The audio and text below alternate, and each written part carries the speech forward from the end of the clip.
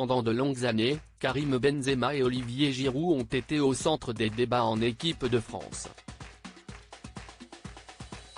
Très longtemps attaquant numéro 1 des Bleus, le joueur du Real Madrid a perdu sa place après les différentes affaires dans lesquelles il s'est retrouvé, mais également les mots qu'il a pu avoir à l'encontre de Didier Deschamps. Une opportunité dont a su profiter le buteur de 36 ans, qui est rapidement devenu l'option principale du sélectionneur en attaque.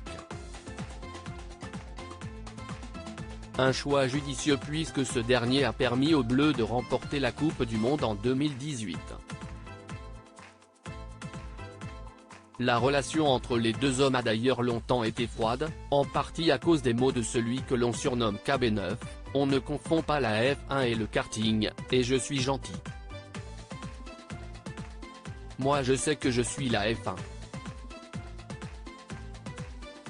Depuis, les choses semblent s'être apaisées entre les deux hommes, surtout depuis le retour triomphal de Karim Benzema l'année dernier, mais si l'on en croit les dires du journaliste Romain Molina, l'histoire continue de faire parler en interne.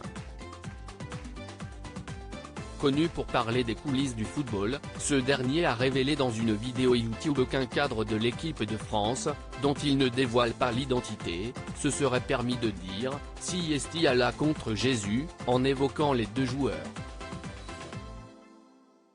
Une information qui a fait beaucoup réagir sur les réseaux sociaux et les spéculations vont bon train pour savoir quel joueur aurait pu tenir de tels propos, qui restent bien sûr au stade de la rumeur pour le moment. Une relation pourtant bonne entre les deux joueurs connus pour sa foi chrétienne, Olivier Giroud ne s'est jamais caché sur l'importance de la religion dans sa vie, tout comme Karim Benzema, musulman de confession. Pourtant, dans sa vidéo, Romain Molina indique que les deux joueurs se sont parlé et qu'il n'y a aucun problème entre eux.